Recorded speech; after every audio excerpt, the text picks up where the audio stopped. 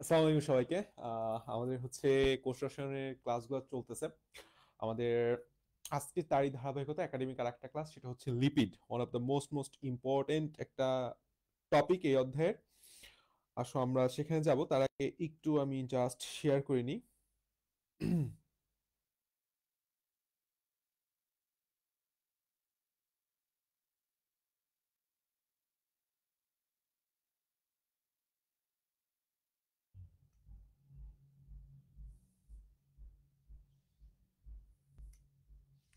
আমি একটু গ্রুপগুলো, আমার পার্সোনাল গ্রুপগুলো একটু শেয়ার করে নিই, দাঁড়াও।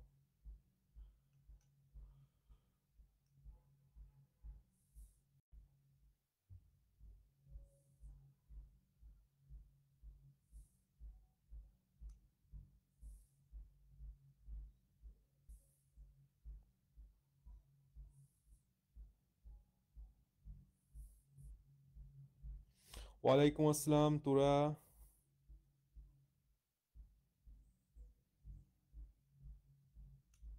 আচ্ছা, আশা করি সাউন্ড একদম ক্লিয়ার আছে। হ্যাঁ ঠিক আছে, সাউন্ড ক্লিয়ার আছে। আচ্ছা, একটু স্টুডেন্ট আসুক, তার আগে আশা করা যায় যে তোমরা এই অধ্যায় একটু শুরু করছো মোটামুটি পড়া এবং প্রশ্ন টশ্ন দেখছো। তোরা একটু রিপ্লাই টিপ্লাই দাও তো, কি অবস্থা এই অধ্যায়ের, কত দূর কি পড়ছো, আর কোথায় কি ঝামেলা ফেস করতেছো আমাকে বললাম জানাইতে হবে। ঠিক আছে, পার্সোনালি জানাও বা যেভাবেই জানাও, গ্রুপে জানাও, আমাকে অবশ্যই একটু জানাইতে হবে, না হলে আমার জন্য বোঝাটা টাফ হয়ে যাবে।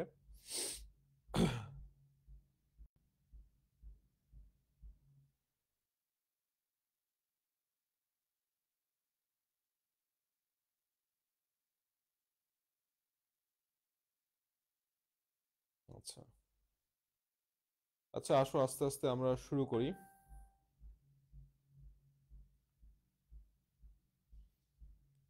কমেন্ট গেল কোথায় আমার? ফার্স্ট অফ অল কথা হচ্ছে, আমরা প্রায় এই অধ্যায়ে শর্করা পড়ছি, আমরা এই অধ্যায়ের অ্যামাইনো অ্যাসিড পড়ছি, আমরা এই অধ্যায়ে প্রোটিন পড়ছি, এবং সেই সকল জিনিস পড়েই বললাম এখন আমরা কোথায় আসছি। ওয়ালাইকুম আসসালাম। ওকে, প্রবলেম আপাতত নেই। ঠিক আছে, থ্যাংক ইউ। প্রবলেম যেহেতু নেই। আচ্ছা, আমার মোবাইলে আবার কি হলো রে?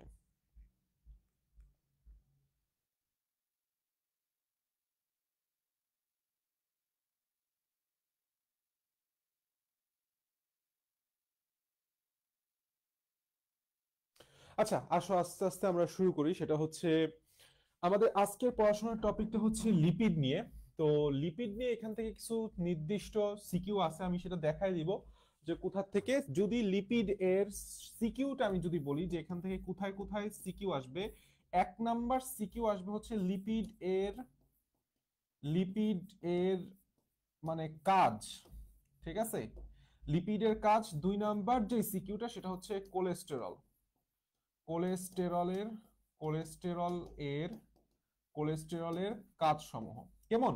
এই দুইটা জায়গা ছাড়া লিপিডে আর কোনো, ওয়ালাইকুম আসসালাম ঐশ্বরী, আর কোনো কোনো ধরনের সিকিউ লিপিড থেকে আসবে না। তাহলে লিপিড থেকে সিকিউ একদমই ধরা বাঁধা নির্দিষ্ট। আচ্ছা দাঁড়াও তো, আমার কেন আসতেছে না, কমেন্ট আসতেছে না কেন? হ্যাঁ ঠিক আছে, ওয়ালাইকুম আসসালাম। এখন কমেন্ট আসতেছে, ওকে। তো লিপিড নিয়ে আমি জাস্ট বলে দিতেছি, একদম হাতে ধরা বাঁধা সিকিউ ভাই, লিপিডের ব্যবহার, কোলেস্টেরলের ব্যবহার, এটা বললাম মুখস্থের বিষয়। ঠিক আছে, এটা বললাম একেবারেই মুখস্থের বিষয়। So let's go.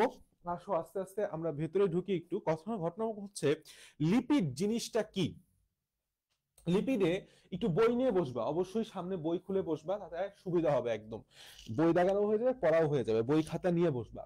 তো লিপিড জিনিসটা বলছে সেটা হচ্ছে কার্বন, হাইড্রোজেন আর অক্সিজেন, এই দুই তিনটা জিনিসের সমন্বয়ে গঠিত এমন একটা যৌগ, যেই যৌগটা হচ্ছে স্নেহ জাতীয় পদার্থ। যে যৌগটা কি একটা স্নেহ জাতীয় যৌগ। তাহলে এই স্নেহ জাতীয় যৌগটাই হইতেছে লিপিড। কিন্তু এটাকে এত সুন্দরভাবে সহজে বললেই তুমি বুঝলা না স্নেহ জাতীয় পদার্থটা তাহলে আবার কি।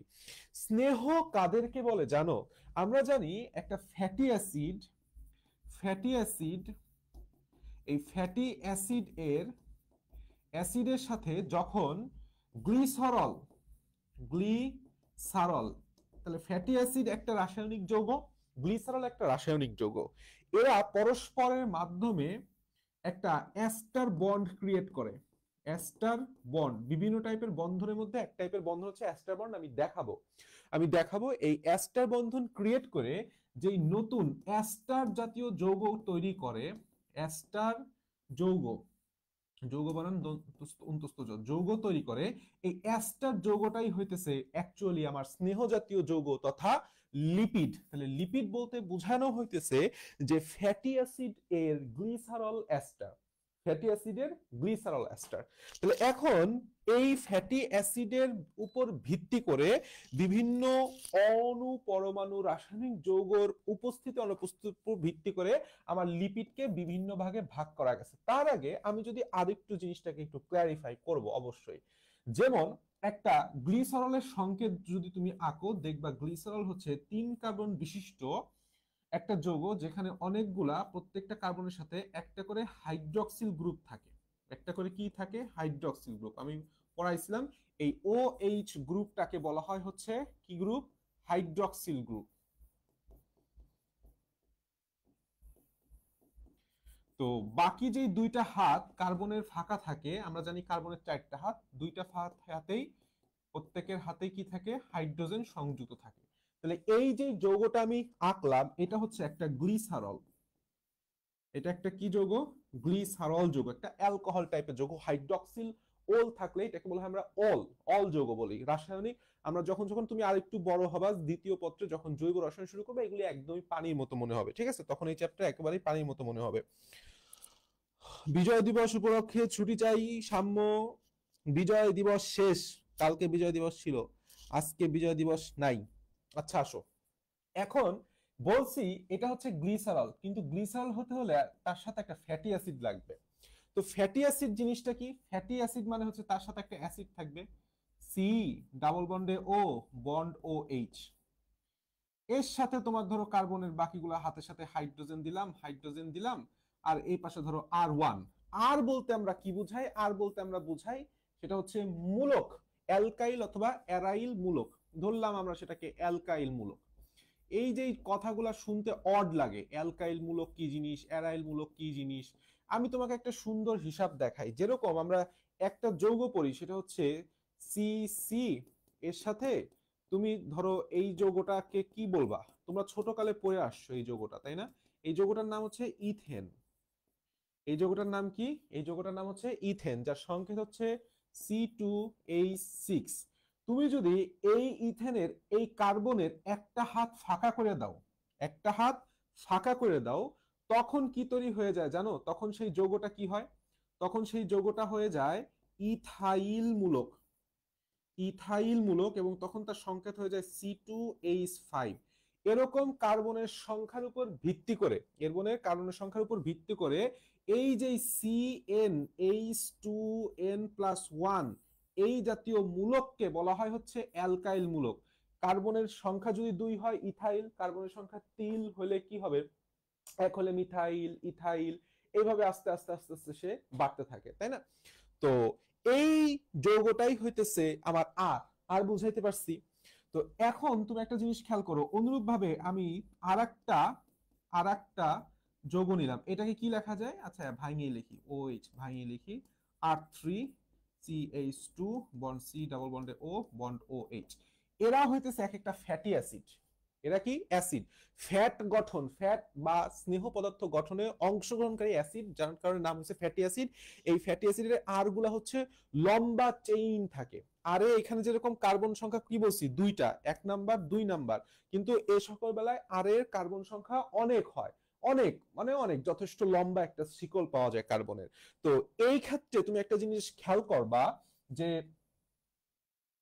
কই কই কই এই যে দুইটা যৌগ, এই কার্বন আর এই কার্বনের মধ্যে এই যে হাইড্রক্সিল গ্রুপগুলো আছে, এই হাইড্রক্সিল গ্রুপগুলোর থেকে প্রত্যেকটা থেকে এক অণু পানি বের হয়ে যায়।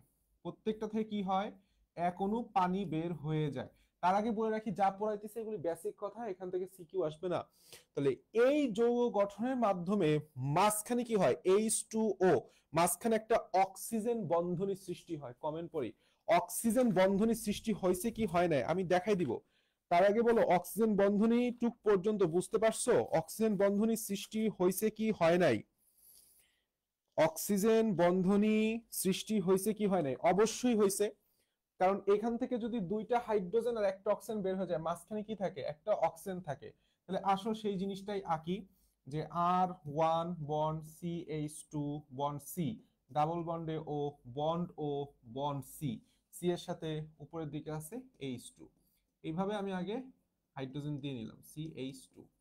ঠিক অনুরূপভাবে R two C H two bond C, double বন্ডে O, bond O, bond O, R three bond C H two bond C, double বন্ডে ও, বন্ড ও, বন্ড ও। তাহলে এই যে যৌগটা আমি এখন বানাইলাম, এই যৌগটাই বললাম একটা লিপিড। একটা কি? লিপিড বা স্নেহ জাতীয় যৌগ। তাহলে স্নেহ বা লিপিড কি জিনিস বোঝা গেছে? এবং এই যে বন্ধনীটা, এই যে বন্ধনীটা তুমি দেখতেছো, যে সি আর সি এর মাঝখানে যে ও বন্ধনীটা, প্রত্যেকটাই হইতেছে অ্যাস্টার বন্ধনী। কি বন্ধনী? অ্যাস্টার বন্ধনী। এই জন্যই বলা হয় যে ফ্যাটি অ্যাসিড এর গ্লিসারল অ্যাস্টার। এই হচ্ছে আমার ফ্যাটি অ্যাসিড, এই হইতেছে আমার ফ্যাটি অ্যাসিড।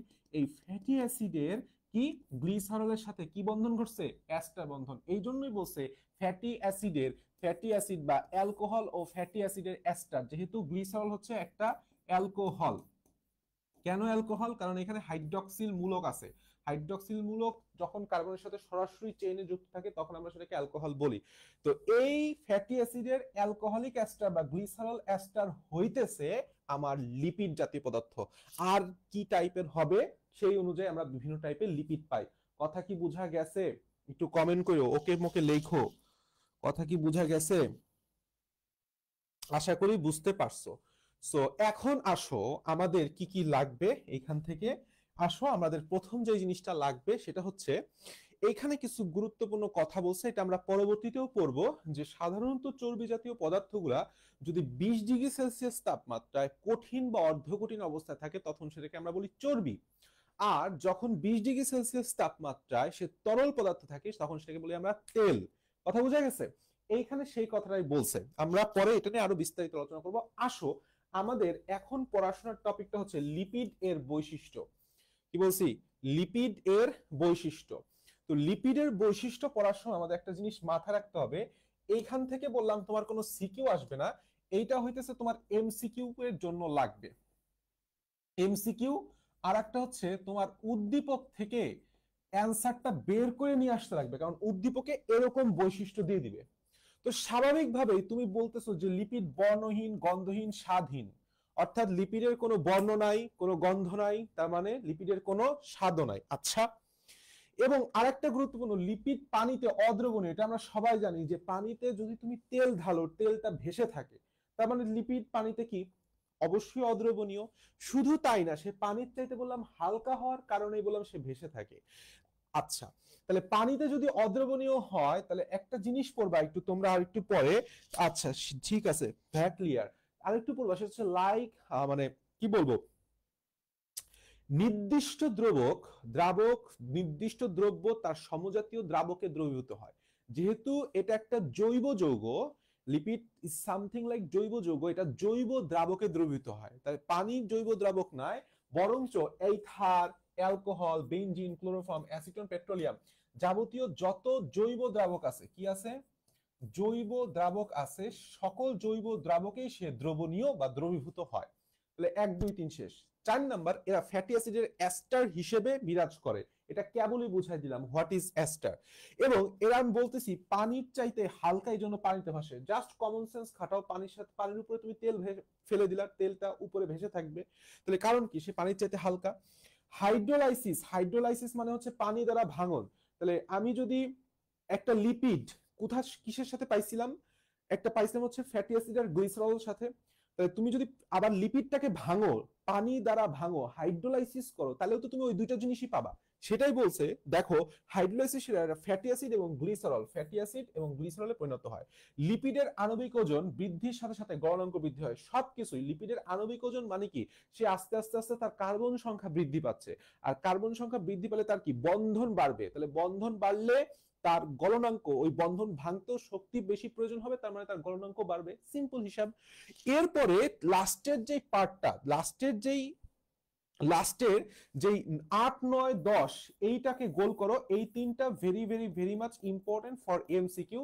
লিখবা লিপিডের কোনো নির্দিষ্ট গলনাঙ্ক নেই এবং লিপিডের সাথে সুরান 3 দ্রবণ যোগ করে লাল বর্ণ ধারণ করে, লতে লিপিড, লতে হচ্ছে লাল বর্ণ, লতে কি লাল বর্ণ, এবং সাধারণ উষ্ণতায় 20 ডিগ্রি সেলসিয়াস তাপমাত্রায় লিপিড তরল, কোনটি তরল, ততে তেল, সহজভাবেই তরল হচ্ছে তেল, আর লিপিড চর্বি হইতেছে কঠিন, চর্বি কি কঠিন, সবাই জানে। তার মানে তোমাকে এইখানে অনেক কিছু দেখে তুমি বুঝলা যে এদের বৈশিষ্ট্য সবই হচ্ছে নেগেটিভ জাতীয় বৈশিষ্ট্য, সবই কি নেগেটিভ। যেরকম বর্ণহীন, হীন মানে নেগেটিভ, হীন মানে নেগেটিভ, হীন মানে নেগেটিভ, অদ্রবণীয় পানিতে নেগেটিভ, আণবিক নির্দিষ্ট কোনো গলনাঙ্ক নেই, নাই, নেগেটিভ, দ্যাটস ইট। তাহলে এখন তুমি আসো, তাহলে আমরা বুঝতে পারছি বৈশিষ্ট্যগুলা, এই বৈশিষ্ট্যগুলা বললাম জাস্ট ফর বুঝে বুঝে রিডিং দিলেই হবে, বুঝে বুঝে একটু রিডিং দিলেই হবে, এবং লাস্টে যে তিনটা পয়েন্ট বলছি তিনটা পয়েন্ট একটু মুখস্থ করতে হবে ফর এমসিকিউ। এখন আসো লিপিডের গঠন, লিপিডের কিভাবে গঠিত হয় আমরা অলরেডি ডান, তাহলে লিপিডের গঠন আমাদের বললাম শেষ। আসো লিপিডের কাজ, এই জিনিসটাই হচ্ছে আমাদের লাগবে, লিপিডের কাজটাই লাগবে, লিপিডের ব্যবহার বা কাজের গুরুত্ব, ঠিক আছে, লিপিডের কাজ বা এর গুরুত্ব, গুরুত্বটা লাস্টে আছে, সেটা আরো ইম্পর্টেন্ট, কাজও ইম্পর্টেন্ট, ঠিক আছে, এইটাই হচ্ছে আমাদের সিকিউতে আসবে। তো ফার্স্ট অফ অল দেখো 6টা কাজ বলছে, আর শেষে আমরা কিছু গুরুত্ব করব। যখন কাজ বা গুরুত্ব সিকিউতে দিবে আমরা একটু বেশি সংখ্যক সব মিলায় 10টা পয়েন্ট লেখার চেষ্টা করব, তাতে নাম্বারটা ভালো আসবে। তো একটা জিনিস চিন্তা করো যে ফার্স্ট অফ অল চর্বি বা তেল জাতীয় লিপিড উদ্ভিদের সঞ্চিত খাদ্য হিসেবে জমা থাকে, বিভিন্ন তেল বীজের অঙ্কুরোদ্গমকালে লিপিডকে খাদ্য হিসেবে গৃহীত হয়। এই লাইনটা হচ্ছে একটু দাগায় ফেলো, বিভিন্ন তেল বীজ যেরকম সরিষা তিল এবং সয়াবিন, যে কোনো বীজ হলে হবে না, তৈল বীজ হতে হবে, তাহলে তৈল বীজের স্বাভাবিকভাবেই কার্বোহাইড্রেট প্রোটিন থাকবে না, তেলই থাকবে, আর তেল মানে হচ্ছে লিপিড। তাহলে অঙ্কুরোদ্গম কালে কি লিপিড, একটা বীজ থেকে যখন নতুন কোনো উদ্ভিদ সৃষ্টি হয় তখন যে প্রাথমিক দশাটা সেটাকে বলা হয় অঙ্কুরোদ্গম কাল। এই অঙ্কুরোদ্গম কালে লিপিড খাদ্যরূপে গৃহীত হয়, কারণ এদের বীজাণুকালে অধিক এটিপি তৈরি হয়। আচ্ছা, তাহলে 1 নাম্বার পয়েন্ট শেষ। 2 নাম্বার, ফসফোলিপিড বিভিন্ন মেমব্রেন গঠনের উপাদান হিসেবে কাজ করে। আমরা যখন কোষ ঝিল্লি পড়ছিলাম, তুমি মনে করে দেখো কোষ ঝিল্লির ফসফোলিপিড বাইলেয়ার পড়ছিলাম, তাই না? তাহলে মানে কি ও দুইটা লেয়ারই ফসফোলিপিড অণু দ্বারা গঠিত ছিল, তাহলে সেটাই বলছে যে ফসফোলিপিড বিভিন্ন মেমব্রেন গঠনের উপাদান হিসেবে কাজ করে। তাহলে 2 নাম্বারটা আমরা বুঝতে পারলাম। 3 নাম্বার, মোম জাতীয় লিপিড, আমরা যে মোম ব্যবহার করে থাকি আগে, এখন তো আর কারেন্ট যায় না, ঠিক আছে, অনেক আগে আমার স্টিল মনে আছে, আমি যখন স্কুলে ভর্তি হইনি তখন বললাম প্রচুর পরিমাণে কারেন্ট যেত, ইভেন স্টিল নাও গ্রামে গঞ্জে সন্ধ্যা 7টা 8টার দিক হলে মিনিমাম প্রতিদিন রুটিন করে 1 ঘন্টা করে কারেন্ট যায়। তো তখন তাদের বাসায় মোম জ্বালাইতো, এখন তারপরে হ্যারিকেন জ্বালায়, তো এখন তো আইপিএস আছেই, জেনারেটর আছে, তো মোম জ্বালাইতো। এই মোমটাও বললাম লিপিড জাতীয় পদার্থ। তো মোম জাতীয় লিপিড পাতার বহিরাবরণের স্তর, আমরা ওই যে কিউটিকল কিউটিকল করে চিল্লাই না, এই কিউটিকল বললাম একটা মোম জাতীয় লিপিডের স্তর, এটা পাতার বহিরাবরণে একটা স্তর সৃষ্টি করে যা অতিরিক্ত প্রস্বেদন রোধ করে, কারণ সবাই জানে যে মোমের ভেতর দিয়ে পানিটা প্রবেশ করতে পারে না। 4 নাম্বার কথা হচ্ছে কতিপয় এনজাইমের প্রস্থেটিক গ্রুপ হিসেবে কাজ করে। প্রশ্ন হচ্ছে প্রস্থেটিক গ্রুপ কি, এটা একটা আলাদা গ্রুপ, আমরা যখন আরেকটু সামনে যাব তখনই আমরা জানবো, ঠিক আছে, আরেকটু নেক্সট ক্লাসে আমরা প্রস্থেটিক গ্রুপ, অ্যাপো এনজাইম, কো এনজাইম এই সব কিছু নিয়ে ক্লিয়ার কনসেপ্ট ধারণা করব। আপাতত জাস্ট একটু পড়ে ফেলো যে কতিপয় এনজাইমের প্রস্থেটিক গ্রুপ হিসেবে ফসফোলিপিড থাকে, এছাড়া ফসফোলিপিডে এই লাইনটা হচ্ছে 3 স্টারে দেখো, এটা এমসিকিউ এর জন্য খুবই ইম্পর্টেন্ট, এইটা এমসিকিউ এর জন্য খুবই ইম্পর্টেন্ট, সেটা হচ্ছে ফসফোলিপিড আয়ন বাহক হিসেবে কাজ করে। নিচের কোনটি আয়ন বাহক হিসেবে কাজ করে? ফসফোলিপিড। জাস্ট লাইক দ্যাট, তুমি সেল মেমব্রেনে যে লিপিডটা পড়ছো না, সেটাই হচ্ছে আয়ন বাহক হিসেবে কাজ করবে। 5 নাম্বার, সালোক সংশ্লেষণে গ্লাইকোলিপিড বিশেষ ভূমিকা পালন করে, প্রোটিনের সাথে যুক্ত হয়ে লিপোপ্রোটিন গঠন করে এবং লিপোপ্রোটিন শক্তি উৎপাদনের সাথে জড়িত। অর্থাৎ তোমার এই কাজটা বা গুরুত্বটা সিকিউ হিসেবে লাগবে, তোমাকে এই 6টা পয়েন্ট বারবার পড়ার মাধ্যমে কমন সেন্স খাটায় তুমি লিখতে পারবা। এখন আসো, এই অধ্যায় মানে এই টপিকের লিপিডের one of the most important topic for MCQ. এই টপিকটা হইতেছে আমাদের লিপিড। তো লিপিডের শ্রেণী বিভাগ, অ্যাকচুয়ালি লিপিডের ক্লাসিফিকেশন বা লিপিডের শ্রেণী বিভাগ, এখান থেকে প্রচুর পরিমাণে এমসিকিউ আসছে। এইটার ব্যাখ্যায় আমরা যাব। তো ব্যাখ্যা বা বিস্তারিততে যাওয়ার আগে আচ্ছা কেউ কমেন্ট করছে? ওকে, না ঠিক আছে। বিস্তারিত যাওয়ার আগে আমরা এই ছকটা একটু পড়বো। তোমাকে প্রশ্ন করবে নিচের কোনটি সরল লিপিড নয়। এটা অলরেডি মেডিকেলে এসে গেছে, ঠিক আছে? এখান থেকে সেম এই প্রশ্নটা আমি তোমাকে যেটা বললাম সেটাই আসছে। সরল লিপিডকে প্রধানত দুই ভাগে ভাগ করা যায়, একটা হচ্ছে স্নেহদ্রব্য। এই স্নেহদ্রব্যকে অপর নাম হইতেছে নিউট্রাল লিপিড। এর অপর নাম কি? Neutral lipid. তো স্নেহদ্রব্য আর মোম। স্নেহদ্রব্যের উপর আবার দুই প্রকার, একটা হচ্ছে চর্বি আর তেল। চর্বিটা হইতেছে আমাদের কঠিন আর তেলটা হইতেছে আমাদের তরল। তো এই যে তেল, চর্বি আর মোম, এই তিনটা হচ্ছে সরল লিপিড। তাহলে তোমাকে যদি প্রশ্ন করি যে নিচের কোনটি সরল লিপিড নয়, আশা করি পারবা না। তাহলে সরল লিপিড মুখস্থ করো এখনই, তেল, চর্বি, মোম। সরল লিপিড ইজ ইকুয়াল টু তেল, চর্বি, মোম। কি বলছি? তেল, চর্বি, মোম। এখন আসো যৌগিক লিপিডের মধ্যে। দেখো, যৌগিক লিপিড মানে কি? যুক্ত লিপিড। এই কথাটা মাথায় রাখবা। কি লিপিড? যুক্ত। মানে এখানে লিপিড পার্টের সাথে আরেকটা অন্য কোনো উপাদান বা অন্য কোনো যৌগ যুক্ত থাকবে। যেরকম ফসফোলিপিড একটা ফসফেট থাকে, এই জন্য নামের সাথে খেয়াল করবা লিপিড নামের সাথে আগে বা পরে কিছু একটা অংশ থাকবে। যেমন গ্লাইকো, অর্থাৎ এখানে একটা শর্করা পার্ট থাকে লিপিড। তারপরে সালফার থাকে, তারপরে লিপিড। লিপোপ্রোটিন, তার মানে লিপিডের সাথে প্রোটিন পার্ট আছে। তাহলে দেখো দুইটা পার্ট যুক্ত হয়েছে, ফসফো যোগ লিপিড, তার মানে দুইটা মিলে হয়েছে ফসফোলিপিড, দুইটা যুক্ত হয়ে ফসফোলিপিড। তাহলে সবই হচ্ছে কি? যৌগিক লিপিড। এরপরে আরেকটা গুরুত্বপূর্ণ প্রশ্ন হচ্ছে উদ্ভূত লিপিড। সেম টাইপের প্রশ্ন ডেন্টালে অলরেডি এসে গেছে। নিচের কোনটি উদ্ভূত লিপিড বা উদ্ভূত লিপিড নয়? তো স্টেরয়েড টানা মুখস্থ রাখবা, স্টেরয়েড, টারপিনস, রাবার মুখস্থ করো। তাহলে সরল লিপিড হচ্ছে তেল, চর্বি, মোম। স্টেরয়েড, টারপিনস, রাবার এরা হইতেছে উদ্ভূত লিপিড। বাকি যেখানে দেখবা যে দুইটা শব্দ যুক্ত হয়ে একটা লিপিড গঠন করছে সেটা হচ্ছে যৌগিক লিপিড। এখন আসো এটার ব্যাখ্যায়। তাহলে প্রথমে রাসায়নিক গঠন প্রকৃতির অনুযায়ী এই ক নাম্বার পয়েন্টটা সরাসরি দাগায় ফেলো। রাসায়নিক গঠন প্রকৃতি অনুযায়ী লিপিড প্রধানত কত প্রকার? লিপিড প্রধানত 3 প্রকার। এবং এই 3 প্রকারের কোনটা কি কেবল আমি সেটা পড়াই দিছি। It's very very very much important. আমি অলরেডি 3 স্টার দিয়ে রাখছি এখানটায়, খালি না। এরপর আসো আণবিক গঠন অনুযায়ী লিপিড 5 প্রকার। কি কি? নিউট্রাল, ফসফোলিপিড, গ্লাইকোলিপিড, টারপিনয়েডস বা টারপিনস এবং মোম।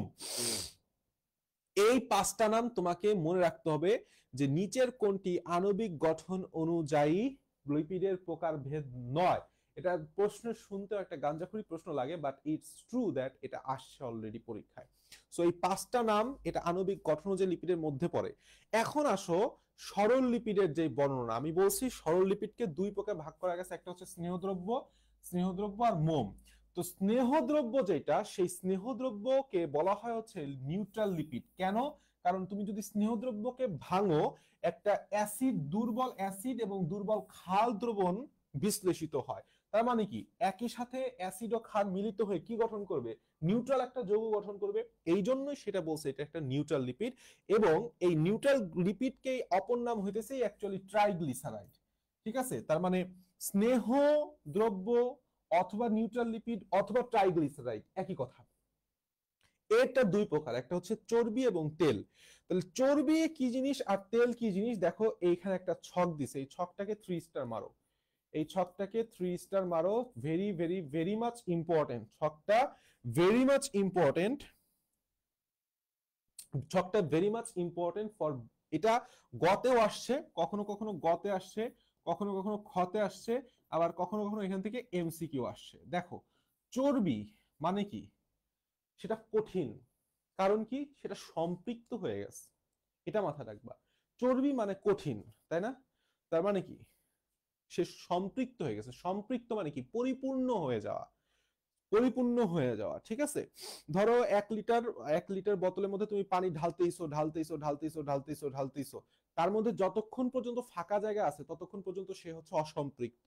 আর যতক্ষণ পর্যন্ত একদম ধরো একদম মুখ পর্যন্ত ঢেলে ফেলছো পানি, এরপরে আর কোনো ফাঁকা জায়গা নাই, তার মানে তখন সেই বোতলটা হয়ে গেছে সম্পৃক্ত। তো এটা কেন বললাম, কারণ চর্বিতে থাকে হচ্ছে সম্পৃক্ত ফ্যাটি অ্যাসিড। চর্বিতে কি থাকে? সম্পৃক্ত ফ্যাটি অ্যাসিড। অ্যাকচুয়ালি সম্পৃক্ত বলতে আমরা কি বুঝি? সম্পৃক্ত বলতে বুঝি হচ্ছে শুধুমাত্র কার্বন কার্বনের মধ্যে একক বন্ধন থাকবে। তুমি সেই ছোটবেলার 9-10 রসায়ন পড়ে আসছো আশা করি, যে আমরা জানি অ্যালকেনকে বলা হয় সম্পৃক্ত হাইড্রোকার্বন, কারণ এদের মধ্যে কার্বন কার্বন একক বন্ধন থাকে, নতুন করে কোনো যৌগের সাথে যুক্ত হতে পারে না। অপরদিকে কার্বন কার্বন দ্বিবন্ধন ও ত্রিবন্ধন যুক্ত অ্যামাইনো অ্যাসিড ফ্যাটি অ্যাসিড গুলাকে বলা হয় হচ্ছে অসম্পৃক্ত ফ্যাটি অ্যাসিড। তো স্বাভাবিকভাবেই যদি চর্বিতে সম্পৃক্ত থাকে তাহলে তেলে অসম্পৃক্ত থাকবে, এই জন্যই তেলটা কি তরল। এখন 3 নম্বর কথা হচ্ছে খুবই ইজি, যে কক্ষ তাপমাত্রা এটা কঠিন বদ্ধ কঠিন, অর্থাৎ 20 ডিগ্রি সেলসিয়াস তাপমাত্রাকে বলা হয় রুম টেম্পারেচার বা কক্ষ তাপমাত্রা। তেলটা কি হবে? 100% তেলটা হবে 20 ডিগ্রি সেলসিয়াস তাপমাত্রায় তরল। 4 নম্বর আর 5 নম্বরটা হচ্ছে আমাদের এমসিকিউ এর জন্য সবচেয়ে মোস্ট ইম্পর্টেন্ট একটা টপিক। তোমাকে এখান থেকে প্রশ্ন হবে নিচের কোনটি সম্পৃক্ত ফ্যাটি অ্যাসিড অথবা সম্পৃক্ত ফ্যাটি অ্যাসিড নয়। তুমি যে কোনো একটা মুখস্থ করবা। কি বলছি? যে কোনো একটা মুখস্থ করবে। আমি সম্পৃক্তটাই মুখস্থ করি। দেখো এখানে কিছু জিনিস আছে আমি কেটে দিছি, এটা বললাম বইতে ভুল আছে, তোমরাও কেটে নিবা। 1 নাম্বার সেটা হচ্ছে এই সম্পৃক্ত ফ্যাটি অ্যাসিডের গলনাঙ্ক বেশি হয় এবং কি কি উদাহরণ? লরিক অ্যাসিড, স্টিয়ারিক অ্যাসিড এবং palmitic acid. Lauric acid, stearic acid, palmitic acid এরা হইতেছে সম্পৃক্ত ফ্যাটি অ্যাসিড। অপরদিকে অসম্পৃক্ত ফ্যাটি অ্যাসিড হচ্ছে অলিক অ্যাসিড, লিনোলিক অ্যাসিড এবং লিনোলেনিক অ্যাসিড। এই তিনটাই বললাম অসম্পৃক্ত ফ্যাটি অ্যাসিড। কথা ক্লিয়ার? তিনটাই কি? অসম্পৃক্ত fatty acid, poly unsaturated fatty acid বলা হয়। So it's very much important. আরেকটা প্রশ্ন করা হয়, প্রশ্ন দিলে স্টুডেন্টরা একটু কট খায়া যায়। এরকম কট খায়া যায় আমি তোমাকে বলি। সেটা হচ্ছে যদি তোমাকে বলা হয় নিচের কোনটি চর্বি নয়, উদাহরণে যখন তুমি দেখো মাছের তেলও থাকবে, আবার এই পাশে ভোজ্য তেলই থাকবে। মাছের তেল, নারিকেল তেল এরা নামের শেষে তেল হলেও এরা প্রকৃতপক্ষে চর্বি, কারণ এদের মধ্যে এই সম্পৃক্ত ফ্যাটি অ্যাসিড পাওয়া যায়। কথা বোঝা গেছে? এদের মধ্যে কি পাওয়া যায়? সম্পৃক্ত ফ্যাটি অ্যাসিড পাওয়া যায়। দ্যাটস ওয়াই দে আর চর্বি। তো শুধুমাত্র মাথা রাখবা আমাদের যে ভোজ্য বা উদ্ভিজ্জ তেল এইটা ব্যতীত বাকি সব তেলই প্রকৃতপক্ষে চর্বি। তাহলে আশা করি এই ছক নিয়ে কোনো সমস্যা নাই, সমস্যা সামনে হবেও না। ঠিক আছে? কেমন? এখন আসো তাহলে আমরা এই যে ট্রাইগ্লিসারাইড যে পড়লাম, তাহলে ট্রাইগ্লিসারাইডটা কি জিনিস খেয়াল করো। নামের মধ্যে ট্রাই আছে, ট্রাই মানে হইতেছে 3, তাহলে গ্লিসারাইড, তাই না? এক অণু গ্লিসারলের সাথে 3 অণু ফ্যাটি অ্যাসিড মিলে আমি প্রথমেই যে যৌগটা দেখাইছি তোমাকে সেটাই অ্যাকচুয়ালি ট্রাইগ্লিসারাইড বা স্নেহ। তার মানে এক অণু গ্লিসারলের সাথে 3 অণু ফ্যাটি অ্যাসিড সংযুক্ত হয়ে যেই নতুন একটা যৌগ তৈরি হয় তার নামই ট্রাইগ্লিসারাইড, বা তার নামই অ্যাকচুয়ালি স্নেহ পদার্থ, বা তার নামই অ্যাকচুয়ালি নিউট্রাল লিপিড। ঠিক আছে? এখান থেকে আর সেরকম কিছু পড়া লাগবে না, লাগবে হইতেছে এই নিচের দিকে একটা কথা আছে। নিচের দিকে কথাটা হইতেছে স্যাচুরেটেড ফ্যাটি অ্যাসিড যা প্রাণীর চর্বিতে থাকে আর্টারি গাত্রে জমা হয়ে রক্ত চলাচল বন্ধ করে দিতে পারে। এই জন্য অতিরিক্ত প্রাণীজ চর্বি খাইলেই বলে যে হার্ট অ্যাটাক হইছে বা হার্টে ব্লক হইছে। তো এই জিনিসটাই জমা হয়ে থাকে, তাই হৃদরোগ হয়। কিন্তু আনস্যাচুরেটেড ফ্যাটি অ্যাসিডে তা হয় না। তাহলে তোমাকে যদি বলা হয় নিচের কোনটি মানব দেহের জন্য ক্ষতিকর অ্যামাইনো অ্যাসিড, তোমার উত্তর হবে স্যাচুরেটেড ফ্যাটি অ্যাসিড। কি উত্তর হবে? Saturated fatty acid. খুব সুন্দর করে মনে রাখো, স্যাচুরেটেড ফ্যাটি অ্যাসিড হৃদরোগ ঘটায় কিন্তু আনস্যাচুরেটেড ঘটায় না। নামের শেষে আ আছে, আ মানেই নয়, তাহলে হৃদরোগ ঘটাবে না। আশা করি ক্লিয়ার আছো। এইখানে যে ছবিটা তোমাদের বইতে দিছে এটা একটু জাস্ট ব্যাখ্যা দিছে, এটা পড়ার একেবারেই দরকার নাই, একেবারেই সব প্রত্যেকটুক হইতেছে এখান থেকে বাদ। এখানে একদম ব্যাখ্যা করে দিছে স্ট্রাকচার গুলো, একদম একটার পর একটা দিছে কিভাবে কি গঠন হয়। সো আমরা সরাসরি চলে আসি, সেটা হচ্ছে এর পরবর্তীতে একটা কথা আছে, সেটা হচ্ছে দেখো ফ্যাটি অ্যাসিডের মধ্যে আমরা বিভিন্ন নামকরণ করি, তার মধ্যে এক টাইপের নাম হচ্ছে সিস এবং ট্রান্স ফ্যাটি অ্যাসিড বলে আমরা একটা নামকরণ করি ফ্যাটি অ্যাসিডের। তার আগে এখানে একটা কথা আছে, সেটা হচ্ছে এসেনশিয়াল ফ্যাটি অ্যাসিড বলা হয় কোনটিকে? এটা খুব চমৎকার করে মাথায় রাখবা। লিনোলিক অ্যাসিড এবং লিনোলেনিক অ্যাসিডকে আবশ্যকীয় কিংবা এসেনশিয়াল ফ্যাটি অ্যাসিড বলা হয়, কারণ এইটা আমাদের দেহ তৈরি হয় না। প্রকৃতপক্ষে ফ্যাটি অ্যাসিডের নবম কার্বনের পর কোনো ডাবল বন্ড তৈরি করতে পারে না, তাই আমাদের সাধ্যে সামান্য আনস্যাচুরেটেড ফ্যাটি অ্যাসিড যোগ করতে হয়। অর্থাৎ অল আনস্যাচুরেটেড ফ্যাটি অ্যাসিড, প্রকৃতপক্ষে 99% আনস্যাচুরেটেড ফ্যাটি অ্যাসিড গুলাই হচ্ছে অত্যাবশ্যকীয় ফ্যাটি অ্যাসিড হয়ে থাকে। তো ওই আনস্যাচুরেটেড ফ্যাটি অ্যাসিডের যে নামগুলো পড়াইছি তারাই প্রকৃতপক্ষে অত্যাবশ্যকীয় অ্যামাইনো অ্যাসিড। তাহলে তোমাকে যদি আমি প্রশ্ন করি, মেডিকেলে যদি এরকম প্রশ্ন হয়, নিচের কোনটি আনস্যাচুরেটেড ফ্যাটি অ্যাসিড নয়, কিংবা নিচের কোনটি অত্যাবশ্যকীয় ফ্যাটি অ্যাসিড নয়, উত্তর বললাম সেমি। তো এইখানে সিস এবং ট্রান্স বলতে আমরা কি বুঝি? তুমি যদি এইখানে দেখো, একটা এই যৌগটা দেখো, এদিকে দেখো কার্বনের দুই পাশে ঠিক উল্টা দিকে দুইটা হাইড্রোজেন যুক্ত। যখন উল্টা দিকে ডাবল বন্ডের উল্টা দিকে হাইড্রোজেন অণুটা যুক্ত থাকবে, তখন আমরা সেটাকে বলবো ট্রান্স। আর যখন একই দিকে, সেটা হতে পারে উপরের দিকে অথবা নিচের দিকে, একই দিকে হবে, তখন সেটাকে আমরা বলবো সিস। ঠিক আছে? আর এইখানে আর একটা নামকরণ আমরা ব্যবহার করে থাকি, যেটাকে বলা হয় ওমেগা নামকরণ। তো ওমেগা আমরা কি করি জানো? সেটা হচ্ছে ফ্যাটি অ্যাসিডের শেষ মিথাইল মূলক থাকে, মানে শেষ কার্বন থেকে কতটুক দূরত্বে আমি দ্বিবন্ধন অথবা ত্রিবন্ধন পাইছি, এটা হচ্ছে আনস্যাচুরেটেড ফ্যাটি অ্যাসিডের বেলায়। এই আনস্যাচুরেটেড ফ্যাটি অ্যাসিডের নামকরণের একটা টাইপ হচ্ছে ওমেগা নামকরণ, যেরকম ওমেগা 3 বলো, ওমেগা 6 বলো। ওমেগা 3 মানে কি? আমি ওমেগা 3 মানে আমি ফ্যাটি অ্যাসিডে তো অনেকগুলা কার্বন আছে, তাহলে অনেকগুলা কার্বনের লাস্টের কার্বন থেকে 3 নাম্বার কার্বনে আমি হয় দ্বিতীয় বন্ধন, দ্বিবন্ধন বা ত্রিবন্ধন পাইছি। এই জন্য তখন নামকরণটা হয়ে গেছে কি? ওমেগা 3। কি নামকরণ হয়ে গেছে? ওমেগা 3। আর যদি ধরো সবার শেষে এরকম ভাবে চলতেছে carbon carbon carbon carbon carbon carbon carbon carbon, এইভাবে আরো চলতেছে, তো এইটা হইতেছে আমার লাস্ট। এই কার্বনটা কি আমার লাস্ট থেকে 1 2 3 4 5 6, এই 6 নাম্বার কার্বনের এদিক সেদিক হয়, এদিক অথবা এদিক আমি দ্বিবন্ধন পাইছি, তখন সেটার নাম হয়ে যাবে ওমেগা 6। এবং মাথায় রাখবা যে ওমেগা 3 এবং ওমেগা 6 অবশ্যই একটা অত্যাবশ্যকীয় ফ্যাটি অ্যাসিড, কারণ এটা দেহে তৈরি হয় না, খাদ্যের সাথে নিতে হয়। খাদ্যের সাথে নিতে হয় বলে এটাকে আমরা বলি অত্যাবশ্যকীয়, কারণ দেহে তৈরি হয় না।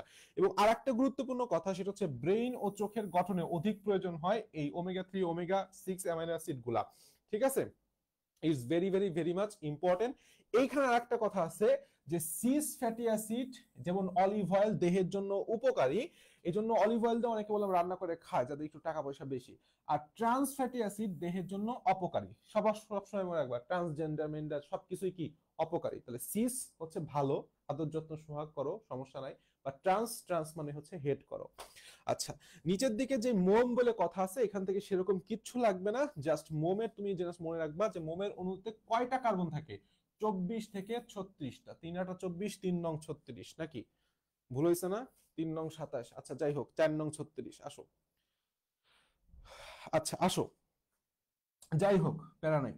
এখন একটা গুরুত্বপূর্ণ কথা, মোমের কাজটা একটু আমাদের লাগবে। মোমের কাজটা, লিপিডের কাজটা প্রায় সেম, সেটা হচ্ছে স্বাভাবিকভাবে অঙ্গের উপরিতলে প্রতিরোধক হিসেবে কাজ করে, যাতে পানি কম পরিমাণে প্রস্বেদন হয়। মোম সাধারণত কাণ্ডবোটা পাতার ফলের প্রতিরোধক স্তর হিসেবে কাজ করে। উদ্ভিদের কোষপ্রাচীরে কিউটিন ও সুবেরিন, এই প্রত্যেকটা, এই কিউটিন বলতেছো আর সুবেরিন বলতেছো, প্রত্যেকটাই বলে মোম জাতীয় পদার্থ। এছাড়া মোম থেকে মোমবাতিও তৈরি হয়, প্রসাধন শিল্পে ব্যবহার করা হয়। এখন আসো যৌগিক লিপিড। তো যৌগিক লিপিডের প্রথমেই দেখো বলছে ফসফোলিপিড। তোমার কাছ থেকে আর কিচ্ছু জানতে চাবে না, এখান থেকে তোমাকে জাস্ট মুখস্থ করতে হবে নিচের কোনটি ফসফোলিপিড। একটা হচ্ছে লেসিথিন, সেফালিন এবং প্লাজমালোজেন। লেসিথিন, সেফালিন এবং প্লাজমালোজেন। তো জিনিসটা এইভাবে মনে রাখতে পারো, সেটা হচ্ছে শেফালির, শেফালি, তাহলে শেফালির প্রেমে ফেসেছি। কি বলছি? শেফালির প্রেমে ফেসেছি। তাহলে শেফাতে শেফালিন, লতে লেসিথিন, প্রেমেতে প্লাজমালোজিন, ফেসেসেতে ফসফোলিপিড। ফেসেসেতে কি? ফসফোলিপিড। তাহলে নিচের কোনটি ফসফোলিপিড নয়? আশা করি পারবা, কোনো সমস্যা হবে না। এখানে একটা কথা আছে, সেটা হচ্ছে ফসফোলিপিডের কাজ। এই ফসফোলিপিডের কাজগুলো আমরা অলরেডি পড়ে আসছি। সো এখান থেকে একটা গুরুত্বপূর্ণ কথা আমি তোমাকে বলবো, দুইটা কথা আগে আমি বলছি, সেটা হচ্ছে আয়ন বাহক হিসেবে কাজ করে। এবং 4 নাম্বার কথা, ফসফোলিপিড রক্ত জমাট বাঁধতে সাহায্য করে। রক্ত যখন হাতে আমার এখানে কাটে গেছে না, এখান থেকে তখন এই প্লেটলেট গুলো এক প্রকার ফসফোলিপিড ক্ষরণ করে। ঠিক আছে? সো এই দুইটা 2 নাম্বার এবং 4 নাম্বার পয়েন্টটা is very very very much important for MCQ, very much important. নিচের দিকে আসো, গ্লাইকো। গ্লাইকো মানেই হচ্ছে শর্করা, যার সাথে লিপিড, মানে লিপিডের সাথে শর্করা পার্ট যুক্ত হয়েছে। তাহলে শর্করা যখন যুক্ত থাকবে 100%, সেটা কিসের সাথে থাকবে? সালোক সংশ্লেষণ সংক্রান্ত কিছু কিছু না কিছু হবে। তো এক্ষেত্রে একটা গুরুত্বপূর্ণ কথা আছে, দেখো, সেটা হচ্ছে ক্লোরোপ্লাস্টের মেমব্রেনে গ্লাইকোলিপিড অধিক থাকে, এই কথাটা দাগাও। এবং নিচের দিকে একটা কথা আছে, সেটা হচ্ছে সূর্যমুখী ও তুলার বীজ থেকে গ্লাইকোলিপিড শনাক্ত করা হয়েছে।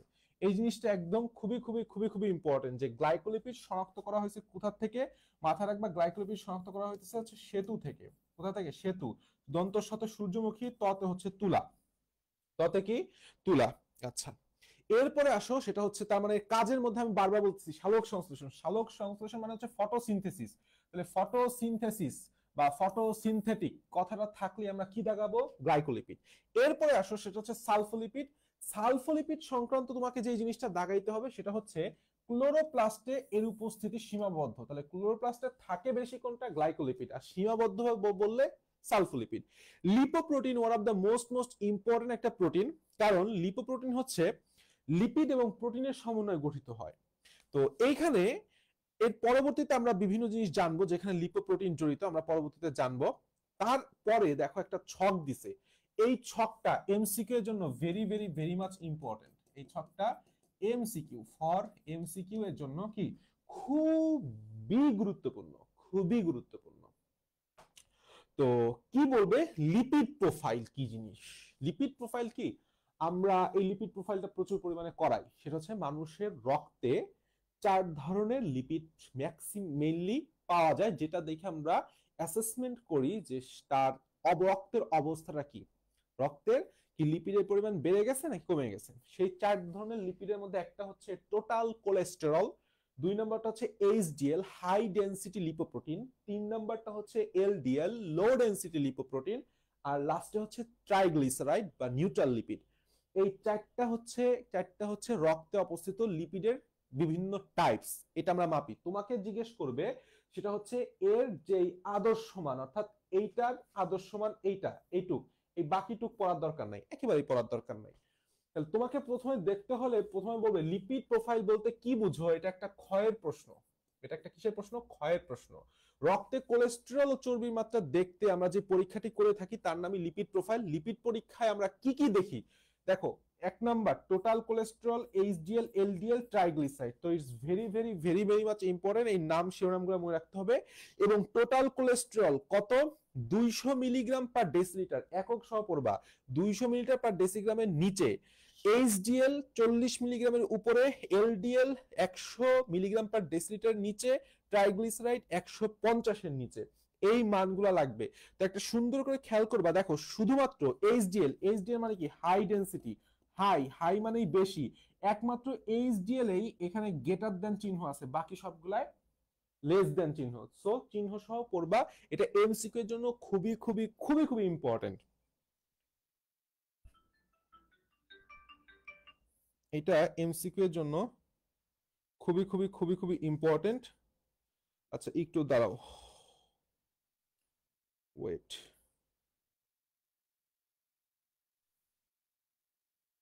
একটু দাঁড়াও।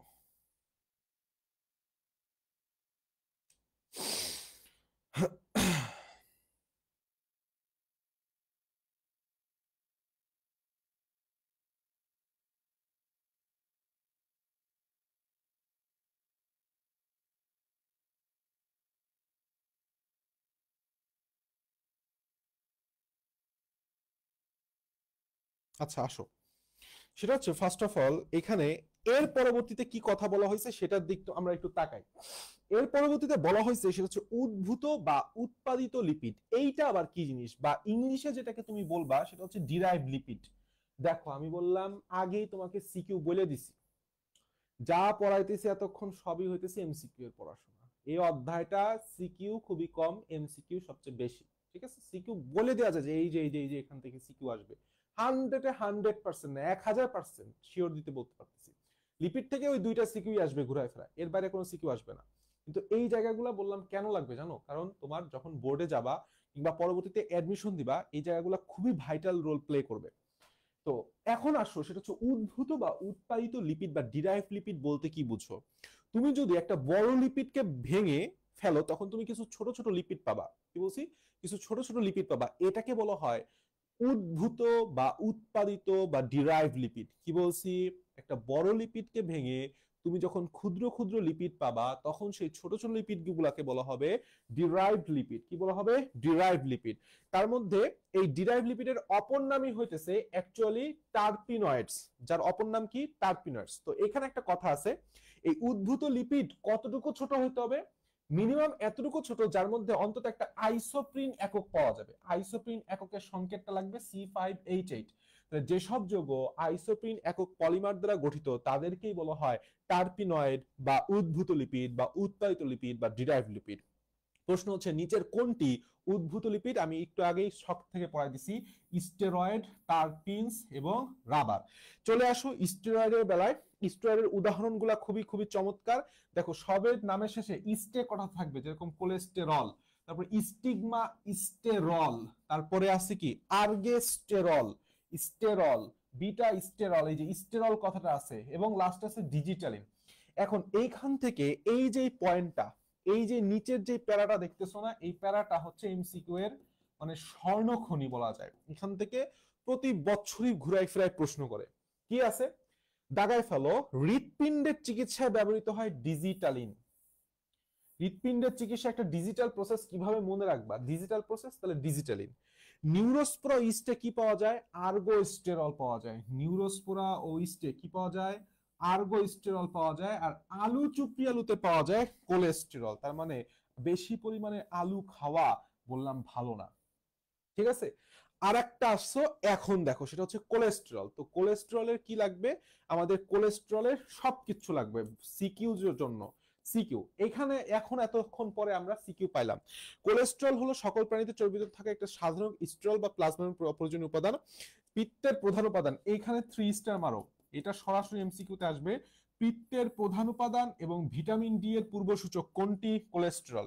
এবং কোলেস্টেরল দুই প্রকার আমরা সবাই জানি, এলডিএল এবং এইচডিএল। তো রক্তে স্বাভাবিক কোলেস্টেরলের স্বাভাবিক মাত্রা 0.15 to 1.20। Very very very much important. কি বলছি? Very much important for MCQ. আচ্ছা, এবং এইচডিএল এর মাত্রা, এলডিএল এর মাত্রা আমরা কি বলি? আমরা জানে আসলাম। তারপর ওই লাইনটা দাগায় ফেলো, মানুষের রক্তে এইচডিএল এর মাত্রা 40-এর বেশি থাকা ভালো, তবে এলডিএল 100 মিলিগ্রামের চেয়ে কম থাকা ভালো। That's it. টারপিনস লাগবে না, টারপিনসের কাজটা অলরেডি মেডিকেলে এসে গেছে। একবার মেডিকেলে এসে গেছে, সেটা হচ্ছে সুগন্ধি প্রসাধনী সামগ্রী ও বার্নিশের কাজে ব্যবহৃত হয় কোনটি? টারপিনস বা টারপিনয়েডস। রাবার লাগবে না, রাবার থেকে কিচ্ছু পড়ার নাই, ব্যবহার ট্যাবহার একটু জেনে নিতে পারো। লিপিডের রাসায়নিক উপাদান কিচ্ছু লাগবে না। ক্যারোটিনয়েডস, ক্যারোটিনয়েডস এর মধ্যে আমরা জানি ক্যারোটিনয়েডস এরা হচ্ছে কিছু ভিন্ন ধর্মী লিপিড। তাহলে এই যে আমরা বিভিন্ন ধরনের যে ক্যারোটিনয়েডস পড়ি, কিংবা তোমার ধরো বিভিন্ন ধরনের ভিটামিন পড়ি, এরাও বলা যে ভিটামিন খাইতেছো, এটা কি এক টাইপের লিপিড খাইতেছো তুমি। ঠিক আছে, তো এই ক্যারোটিনয়েডের মধ্যে অন্যতম একটা ক্যারোটিনয়েড হচ্ছে বিটা ক্যারোটিন। এই বিটা ক্যারোটিন আলোক অনুধাবন করে ফটোট্রপিজম ঘটায়। মানে কি? দেখবা যে আলোর দিকে একটা উদ্ভিদ বা একটা ফুল গাছ বা একটা গাছ বেঁকে যায় না, এটাকে বলা হয় ফটোট্রপিজম। যে সে আলোর দিকেই যাবে, ঘুরায় পেঁচায় আলোর দিকেই যাবে, এটাকে বলা হয় ফটোট্রপিজম। এটা কিসের কারণে ঘটে? বিটা ক্যারোটিনে ঘটে। এছাড়া বিটা ক্যারোটিন মানব দেহে ভেঙে গিয়ে 2 অণু ভিটামিন এ তৈরি করে। 2 অণু ভিটামিন এ তৈরি করে। Very very very much important. Vitamin A তৈরি পূর্ব সূচক কোনটি? সেটা হচ্ছে বিটা ক্যারোটিন, যেটা প্রকৃতপক্ষে একটা ক্যারোটিনয়েডস নামক ভিন্নধর্মী লিপিড। এবং সেইটা এই ভিটামিনে পরবর্তীতে তৈরি করে রডপসিন, এবং রডপসিন আমাদের দৃষ্টি শক্তি দান করে। ঠিক আছে, কারণ আমরা জানি আমাদের রেটিনায় রড কোষ এবং কোন কোষ নামক দুইটা কোষ আছে। এর মধ্যে এই যে রড কোষের মধ্যে রডপসিন নামক কণিকা থাকে। এই রডপসিন নামক কণিকা তৈরি হয় হচ্ছে ভিটামিন এ থেকে, আর ভিটামিন এ আবার তৈরি করে হচ্ছে beta carotene. That's why vitamin A তথা বিটা ক্যারোটিন খুবই খুবই গুরুত্বপূর্ণ, তা না হলে আমাদের এই রাতকানা রোগটা হয়ে থাকে। ঠিক আছে, আচ্ছা আসো, এছাড়া এরপরে বলছে ডিমের কুসুম এবং গাজর ও টমেটোতে বিটা ক্যারোটিন পাওয়া যায়। মাথা রাখবা যত রঙিন ফলমূল আছে, যত কি আছে রঙিন ফলমূল আছে, এই জন্য তার রঙিন ফলমূলে বিটা ক্যারোটিন পায়। এই জন্যই যারা শিশুদেরকে কি বলা হয় যে রঙিন ফলমূল খাইতে বলে, ঠিক আছে, যাতে তাদের রাতকানা রোগটা হয় না, দৃষ্টিশক্তি ভালো থাকে। এরপরে আসো স্টেরয়েড। আমি বলছি নামের শেষে স্টেরল থাকলেই সেই স্টেরয়েড, যেরকম টেস্টোস্টেরন এবং ইস্ট্রোজেন হলো স্টেরয়েড হরমোন, যা মেরুদণ্ডী প্রাণীতে যৌন বিকাশ ঘটায়। আচ্ছা, এছাড়া আর সেরকম কিছু লাগবে না। ভিটামিন সমূহ এখান থেকে লাগবে, ভেরি ভেরি মাচ ইম্পর্টেন্ট, সেটা হচ্ছে একটু আগেই বললাম ক্যারোটিনয়েড হচ্ছে ভিটামিন এ তৈরি করে। এর অভাবে কি হয়, এর অভাবে তিনটা কথা ভেরি ভেরি ইম্পর্টেন্ট, ত্বক শুষ্ক হয়ে যায়, রাতকানা রোগ হয় এবং বৃদ্ধি রহিত হয়। কি বলছি, ত্বক শুষ্ক, রাতকানা, বৃদ্ধি রহিত হয়। এবং আরেকটা গুরুত্বপূর্ণ, সেটা হচ্ছে মাথায় রাখবা যে রক্তে এই ক্যালসিয়াম শোষণ নিয়ন্ত্রণ করা। আমাদের অন্ত্রে প্রচুর পরিমাণ ক্যালসিয়াম তো আমরা যখন ইনটেক করি, খাই বিভিন্ন জিনিস, ক্যালসিয়াম তো খুবই ইম্পর্টেন্ট, তাই না? মাসেলের জন্য ইম্পর্টেন্ট, বোনের জন্য ইম্পর্টেন্ট, এমনি আয়নিক সাম্যতা রক্ষার জন্য ইম্পর্টেন্ট। এই ক্যালসিয়াম শোষণটা কে করবে জানো? এই ভিটামিন ডি, এই ভিটামিন ডি। এবং এর অভাবে হাড়জনিত রোগ হয়। এই জন্য যদি ভিটামিন ডি এর অভাব, আমরা কি করি, হাড়টাকে সুস্থ রাখতে বয়স্কদের বিশেষ করে ভিটামিন ডি খাওয়াই। কারণ কি, তারা ক্যালসিয়াম শোষণটা বাড়ায় দেয়। এরপরে একটা ভেরি ভেরি ইম্পর্টেন্ট তথ্য হচ্ছে ভিটামিন ই জারণ বিজারণের বিক্রিয়ার ক্ষতিকর দিক থেকে কোষকে রক্ষা করে। কোষের মধ্যে প্রতিনিয়ত জারণ বিজারণ বিক্রিয়া হয়, কারণ শ্বসন আমরা জানি জারণ বিজারণ বিক্রিয়া, শ্বসন তো প্রত্যেকটা কোষেই হচ্ছে। তো এখান থেকে কিছু ক্ষতিকর রাসায়নিক উপাদান, বিশেষ করে বিভিন্ন ধরনের কি বলবো ফ্রি রেডিক্যাল, তারপরে তোমার হচ্ছে বিভিন্ন ধরনের যৌগ তৈরি হয় যারা কোষটাকে নষ্ট করতে পারে। যাতে সেটা না হয় সেই জিনিসটাই রহিত করে হচ্ছে vitamin E. So it's very very very much important. আর একটা হচ্ছে ভিটামিন কে সবুজ শাকসবজিতে পাওয়া যায়। আচ্ছা, আর একটা গুরুত্বপূর্ণ কথা, সেটা হচ্ছে অন্ত্রের ব্যাকটেরিয়া কোন ভিটামিন তৈরি করে, উদাহরণ হচ্ছে vitamin K. Okay, let's go. এরপর আছে হচ্ছে জীবদেহে লিপিডের ভূমিকা। এই জিনিসটা আমি বলছিলাম যে এই লিপিডের ভূমিকার আগে লিপিডের গুরুত্ব বা লিপিডের কাজ, এই দুইটাকে একত্র করে হচ্ছে আমাদের সিকিউটা দিতে হবে, ঠিক আছে? তো লিপিড জীবদেহে যাবতীয় এতক্ষণ ধরে যা জিনিস পড়াইছি সেই জিনিসটাই যদি তুমি সুন্দর করে লিখে দিয়ে আসতে পারো, it's more more more than enough. আমি বারবার বলছি, লিপিড থেকে যদি দুইটা সিকিউ আসে, তার মধ্যে এইটা একটা সিকিউ, আর কোলেস্টেরলের যাবতীয় সবকিছু আর একটা সিকিউ।